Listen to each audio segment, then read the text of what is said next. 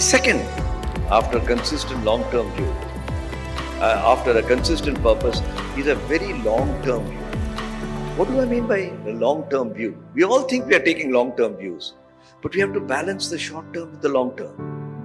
And a long-term view means that you have organized yourself to keep on delivering sustainably. It is not enough to do this quarter. It is not enough to deliver this year, but this can continue. So when Jamshedji Tata said that my job is to return it back to the community, he structured between him and his sons over 20, 30 years, the trusts in such a way that the money has nowhere else to go to. It has to go back to the community in a certain mathematics that the corporate structure allows. So there was no choice about the matter. There is no other way to distribute the profits of the company. The third one is tolerance.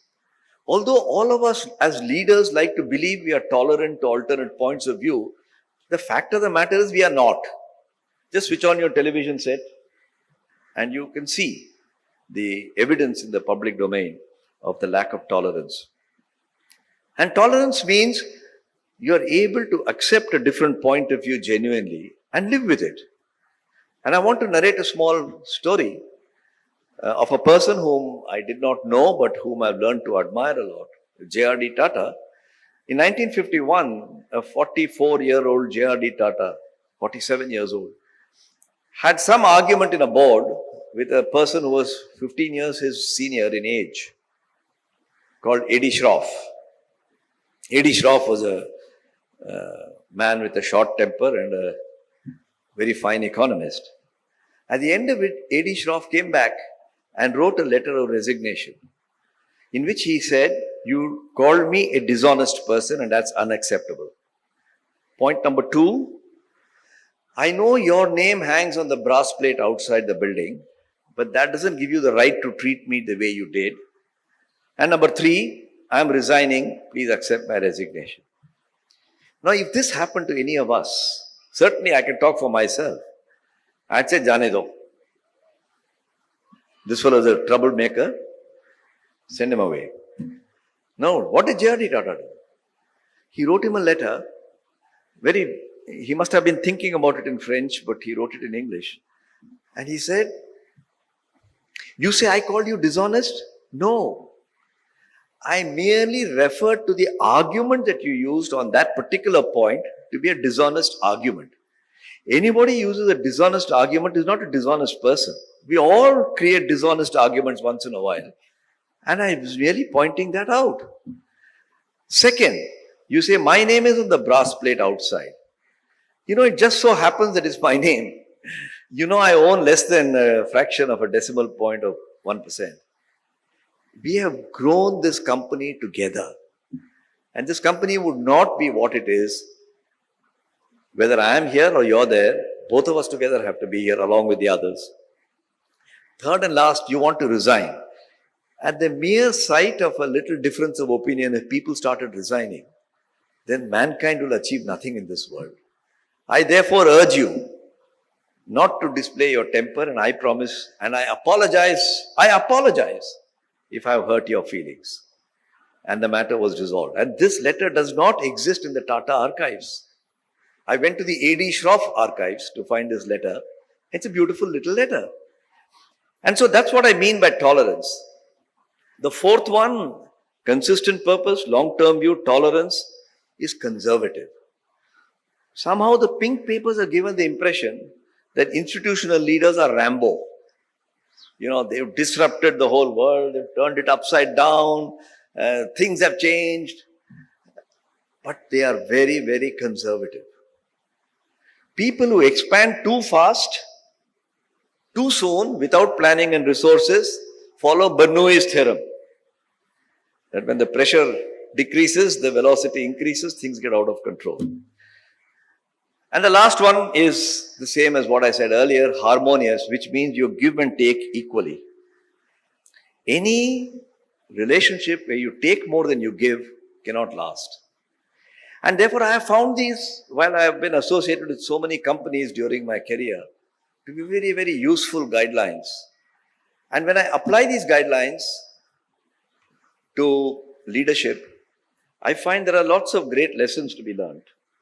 And I want to thank you for giving me the opportunity, because transformation is a very difficult area, but institutions need transformation.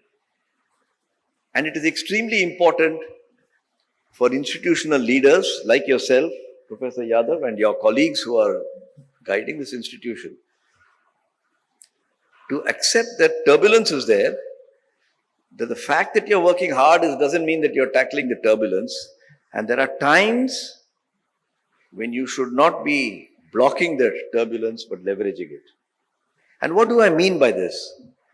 You know, engineers are trained to think that if there's turbulence, you must suppress it. So if the car is vibrating too much, I must put stronger shock absorbers on it. If earthquake-proof buildings are shaking too much, I must strengthen the foundation. In other words, you see the cause of the turbulence and you minimize it. But nature gives you a different lesson. Nature sometimes says you can't avoid the turbulence, so you leverage it. You accept the turbulence and use it to ride out. So you see how water flows down a mountainside. The water is not trying to remove the obstacle. It goes around the obstacle. You see how blood is flowing in your veins. It is not moving in a straight line in a pipe. It is moving in waves, just like the water on the ocean. You see the structure of the DNA. It's a spiral. So many things in nature are spirals. And by being a spiral, it is able to be more effective and it's able to leverage turbulence even if it is not efficient. The reason why a fly cannot fly to the honey pot, if I see a honey pot there, I can turn around and walk to the honey pot. But a fly can't do that. A fly will go around in circles because it's got fixed lenses in its eyes. And the only way the fly can get to the honey pot is like an aeroplane landing in Bombay airport, go round and round in circles and then get to the honey pot. So these are all examples of how effectiveness becomes more important than efficiency. And institutions which are gained and designed to be efficient find it very difficult to be effective. A great example in our public domain, and with that I shall stop because my time is over, is the introduction of Hindi as a national language. Many people are of my age or even higher. You will remember there was a fanatic character called Purushottam Das Tandon, who was the Madhya Pradesh minister or member of parliament when I was a young student of 10 or 12. And I used to get infuriated with him because he insisted that everybody should speak only Hindi.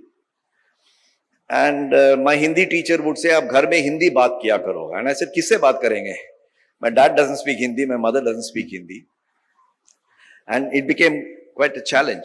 But the South burst in flames. I think most of us remember in the 50s and 60s. And the DMK party came up on the basis of an anti-Hindi.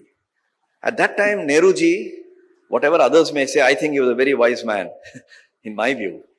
He said, "Isko 15 saal ka time de do." Purushottam Das Tandon was not happy with that.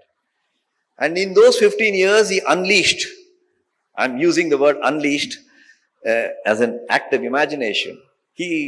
I'm imagining that he called Dilip Kumar, Devanand, Ashok Kumar, and he said, "Gana wana machao yaar, sabko Hindi samjhao." And within a short time, I was in Tirutirapundi. You people can't even pronounce that word. In Tirutirapundi, they are watching Kaun Banega Karodpati. And I went and asked him in Tamil. I said, "Enna yada puriyarda? Do you understand what's happening?" He said, "Enna sir, oru kodi ruva irundaka puriyatalam enna, There's 1 crore involved. How the hell does it matter which language is coming? 1 crore is a crore." And this is what I mean by effectiveness compared to efficiency. And in the discourse of how do you transform a company, I have found it one of the most useful lessons to remember. And I'm glad that you've given me this opportunity to share with you. Thank you very much. Thank you, sir, for a very scintillating lecture. I would now like to request Professor Yadav to hand over a shawl and Shrifal to Mr. Gopal Krishnan as a felicitation.